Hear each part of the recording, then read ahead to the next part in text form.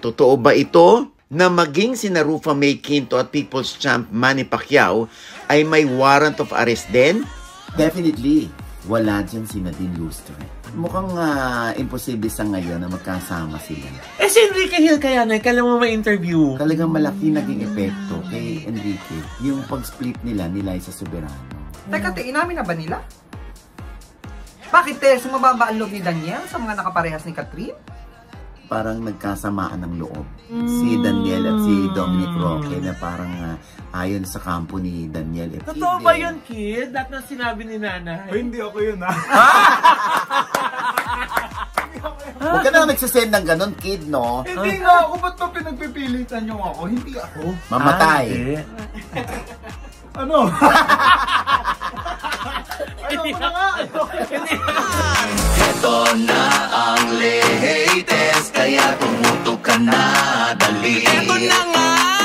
Ito na ang mga marites, kaya i-chika mo na, dali. Ito na ang latest! La la la la la la la, i-chika mo na, dali. Ito na ang latest! La la la la la la la, i-chika mo na, dali. Ito na ang latest! Hello mga ka-update, ito po ang inyong mga lingkod. Dito po si Mama Loy! At ito naman po si Papa O. Yes, ano pa nga ba? Ang lagi niyong inihirit sa amin. Ay! I-chika mo na, dali. Ito na ang latest! La la la la la la la la, i-chika na namin, dali. Hindi na naman kumakanta si Jake. Makakanta ako. Hindi Kung mo ang- naririnig. Babae-babaihan kasi. Oh, di ba? Oo, di ba Lisa Makuha lang? Hindi. Nilipstikan lang tayo, oh. Kendall. Kendall. Kendall. Kendall. Yung tinuturok sa... Tinuturok sa... Kendall. Kandila yun. Candle yun! Candle. Candle! Oo. Oy, nakakaloka. Congratulations muna kay James Reid. Ay! Kasi nakita natin, di ba? Oo. Nag-groovy siya with the executives ng ABS-CBN. At ng Dreamscape. Oo. Lalo So- na katabi niya pa si Ma'am Cory Vidales na Yes, oh. oo nga, ayan. So, tuloy na ang teleseryeng gagawin ni James Reid under ABS-CBN production. Uy, teleserye ba? Oo, Akala ko music. Di ba yung gusto niya kasi na kanta-kanta? Oo. Syempre, alam ko naman na galing dun sa loob na gusto siyang bigyan ng teleserye at long overdue na nga ikang. So, meron naman chika na kung sino makakasama niya? Definitely, wala dyan si Nadine Lustre. Ay! Oo. Ayaw niya na mag-love team? Siguro sa ngayon, siguro susubukin niya kung sino yung pwede o posible na pwedeng mag-click na katambal siya. Yan ang abangan natin, ha? Pero linawin natin na hindi naman dahil sa ayaw niya kay Nadine Lustre. Kumbaga parang dahil lang in respect, dahil in a relationship siya, di ba? Oo. At mukhang imposible sa ngayon na magkasama sila. Nakaka-excite naman yung balita na yan. Lalo sa mga fans ni James Reid. Yes. Talagang all systems go na. Yes, oo. Ito, magpa-interview kaya siya ulit sa'yo? Yan ang ating aalamin. Ay! Gugulati mo na naman kami. Pati kami nagugulat eh. Bigla na lang lumalabas sa channel mo eh. Yung dalawang former managers magkasama. Oo. Si Enrique Hill kaya na, kailan mo ma-interview? Aba, yan ang pangarap ko din. Oo. Ma-interview si Enrique, lalo na meron silang pelikula. Oo, di ba? Yung Strange Frequencies. Oo, na-shinoot nila sa Taiwan. Taiwan, oo, ang bongga, no? Ay, na-co-producer si Enrique Hill. Tsaka sila Don Monteverde. Sir Don Monteverde. Under virtual. Ay, ang taray naman pala ni Ken na. Correct. Doon na kaya tatahakin niyang career kung ayaw niya na umarte, mag-produce na? Hindi natin alam, Ang nakakaloka lang, sana magaganda yung mga proyekto ni Enrique Hill.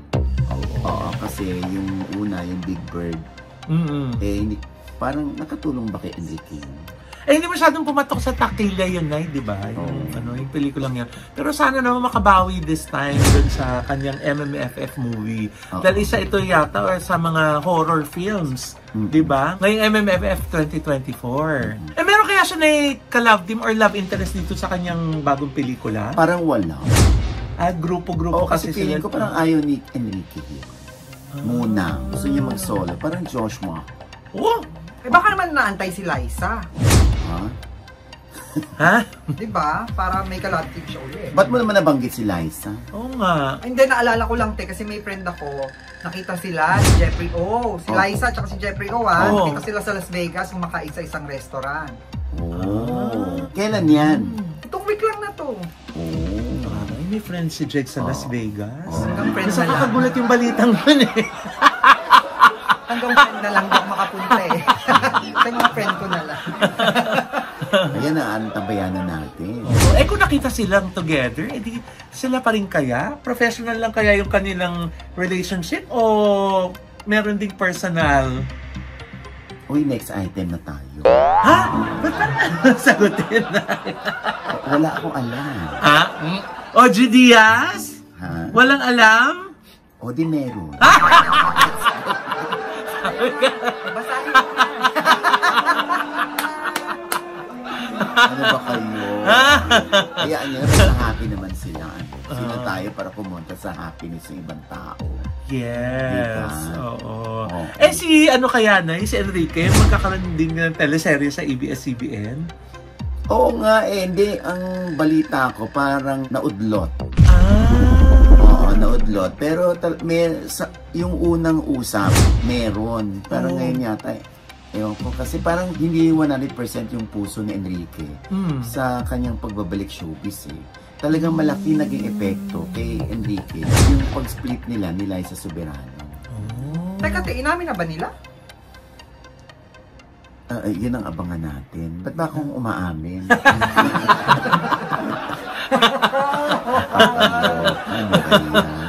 Paano lalo magpapa-interview si Enrique?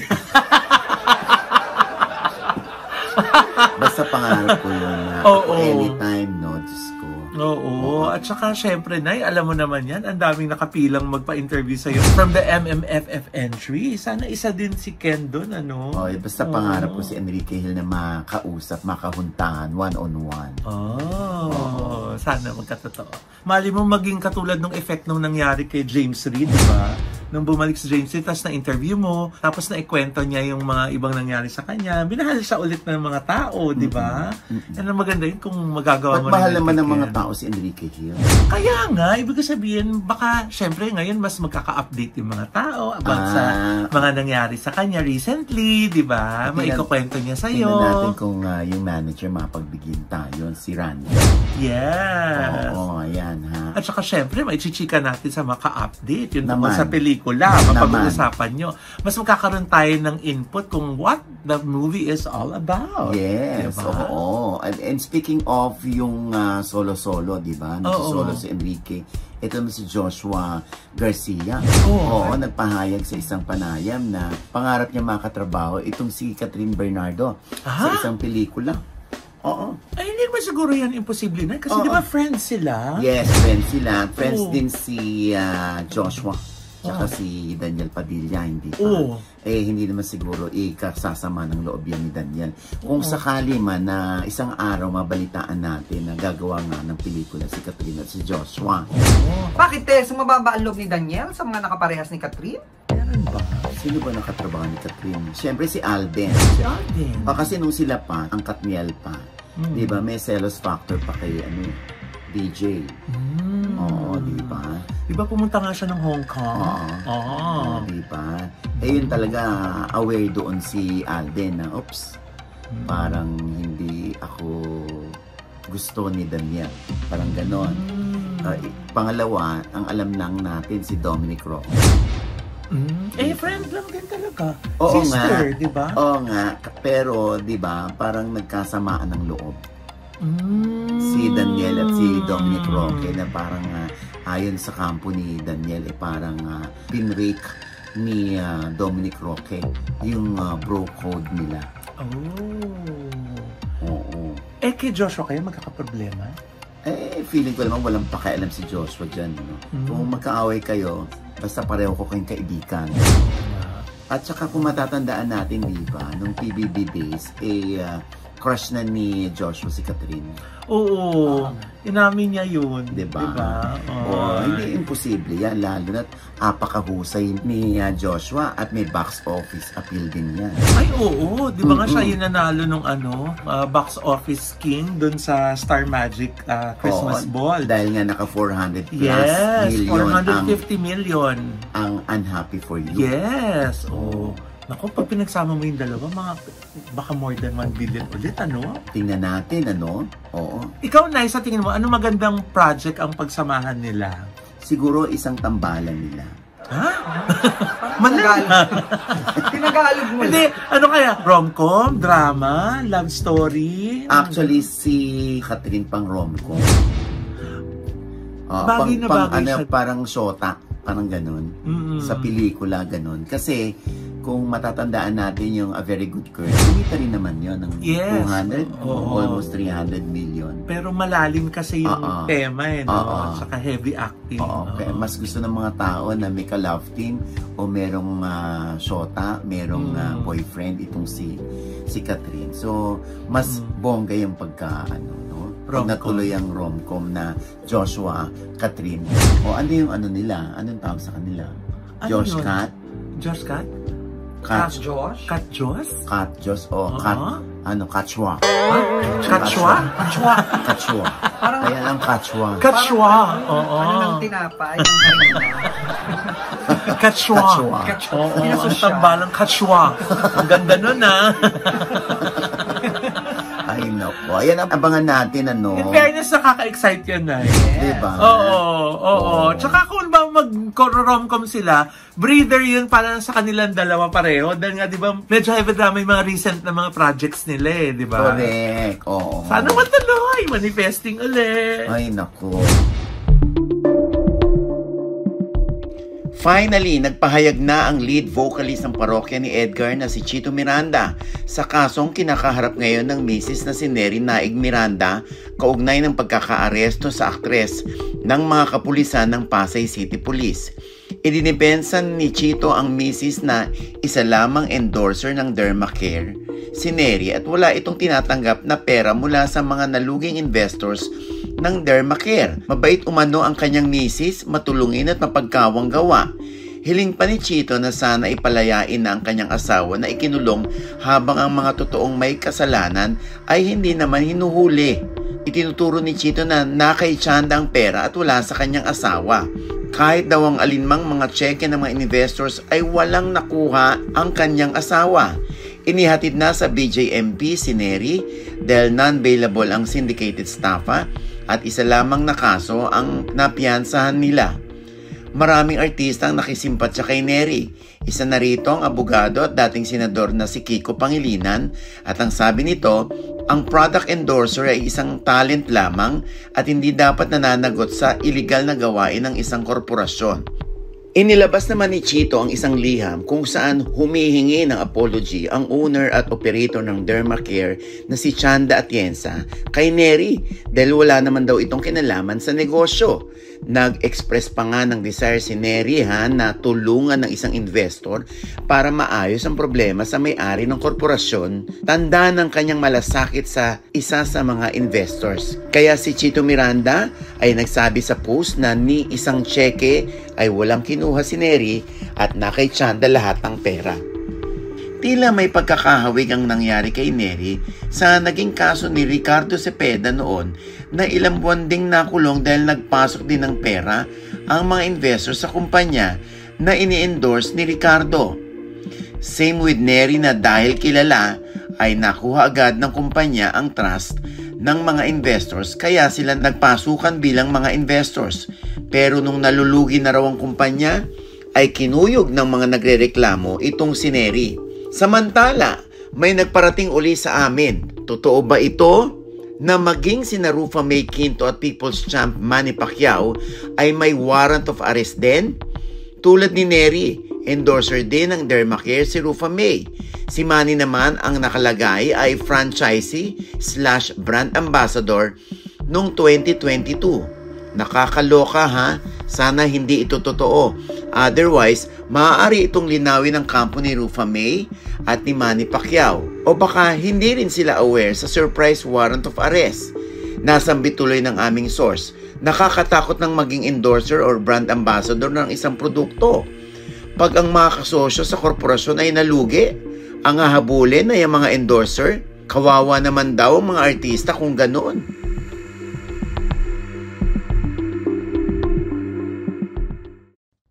Ay, malapit na nga yung concert ni JK Labango. Ah, yes! Sa MOA Arena, November 29. Opo!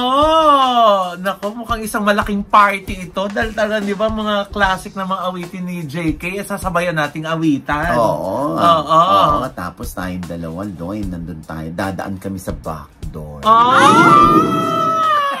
Yung MOA Arena, ha? Baka backdoor din, section na. Diba? Aray ko.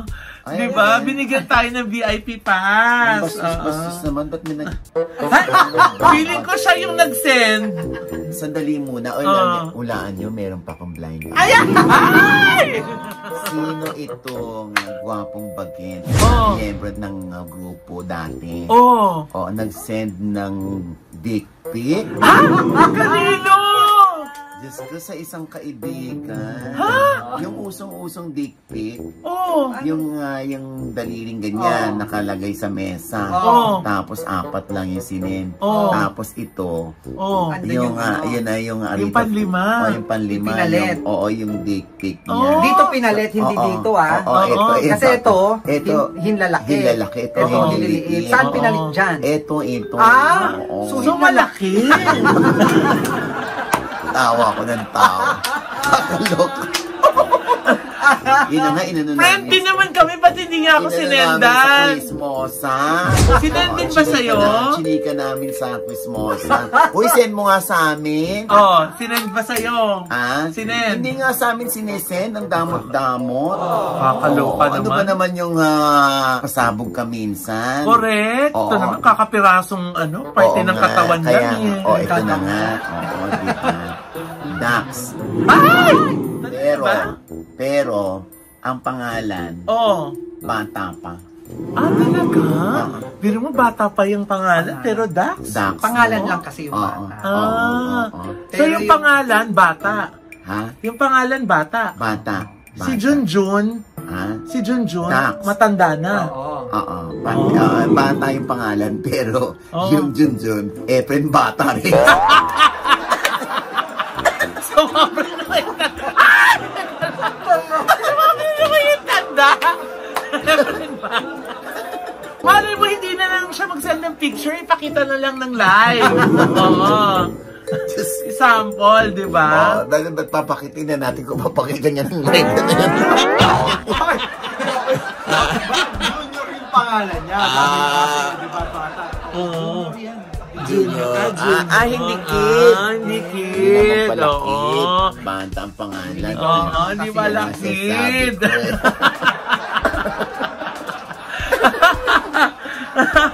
Uy, kid, halika nga. Halika na nga, ipatong mo nga sa mesa. Halika na, hindi si Kid Yambaw. Totoo ba yun, kid? Dahil sinabi ni Nana. Hindi ako yun, ha? Talaga ba? Lapago na sa mesa. Ganyan na Patingin naman, kid. Wala namang mali siya. Pare-pareho tayong lalaki, Pare-pareho lalaki. Ang laki na susi. Totoo nga, kid. Meron ganun picture. Hindi ko naman siya yun. Ang daming boy group di ba? Hindi. Kala ko ba blind item? Bakit Tinuro na kayo. Ano tarot yung kasi ni Kid? Ayan tuloy. Nag-iba tuloy ng gender.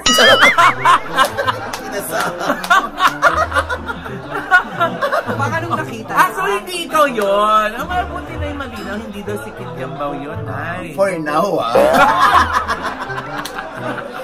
Baka marami rin mag-message sa kanya. Uy, pabili naman ng picture na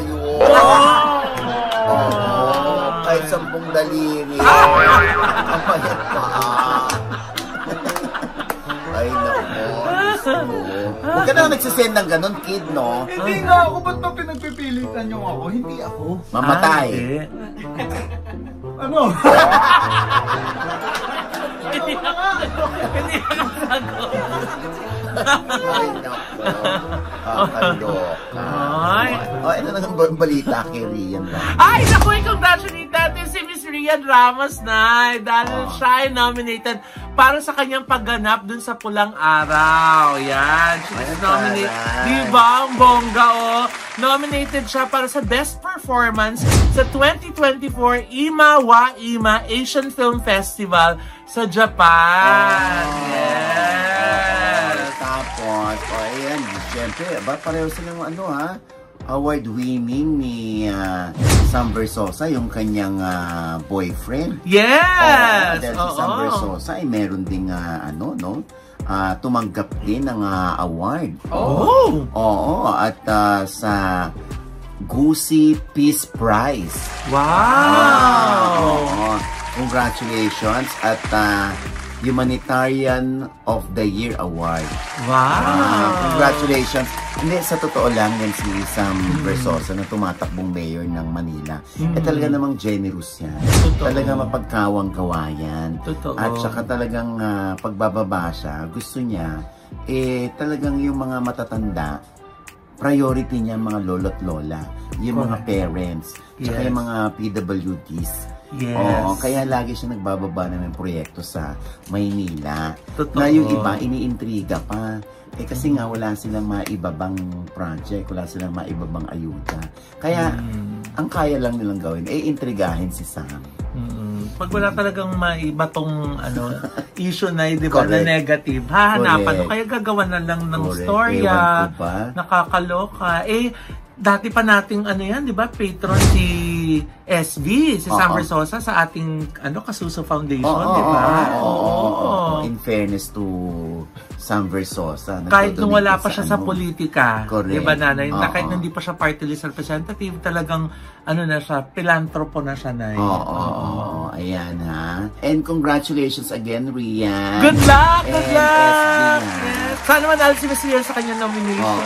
Ayan. Good natin yan. Yes. And with that, mga kaibigan, ito po ang inyong mga lingkod. Ito po si Mama Loy, mga nanonood sa amin na hindi pa namin subscriber. Please subscribe now na. Siyempre, pang kanya-kanya naming channel. Yes, sana manood at mag-subscribe po kayo sa channel ko. That's Mama Loy, M-A-M-A-L-O-I. At nandiyan pa rin po po sa aking birthday vlog. Maraming salamat po muli sa aking mga guests na bubisita. At kung kailangan niyo po na mag-organize sa inyo pong birthday, wedding, or corporate events, ako lalo na yung Christmas party, andyan po ang La Vida Events po, ang mga angels ko at si Mama Loy na handa pong tumulong sa inyo. And of course, we would like to thank Envy Skin Beauty and Wellness Center for our skin, face, body, and wellness. Yan po. Diba? Diba?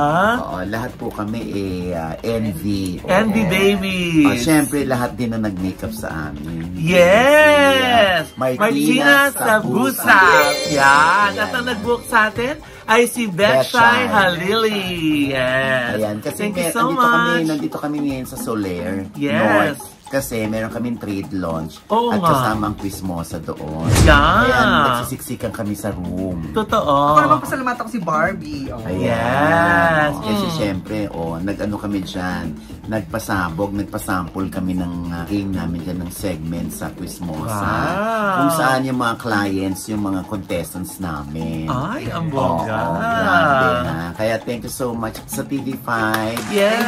Ayan. Congratulations, Nay and Jex. Yes. And Tonton. Yes. And Kid Yabang. Ayan ha. At syempre, ang aking panayam naman sa Francette. Ay. Kay Francine at kay Seth Fedelin. Hindi prank yung tanong ko sa inyo, ano na ba ang status? Sabihin natin yung totoo. Sabihin mo na nga yung Sabihin totoo. mo na yung totoo. Huwag na natin silang anuin kasi Gustong-gustong ginagawa ni Francine sa kanya ni Seth pag magkatabi sila. so yan yung gusto mong ginagawa ko sa'yo? Yeah! Bakit pag ginagawa ko to sa'yo, sabi mo?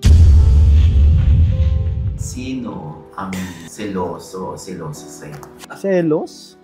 Ba't kasi mafe-feel kung walang reason? Ano ang madalas niyong pagtalunan? Yun.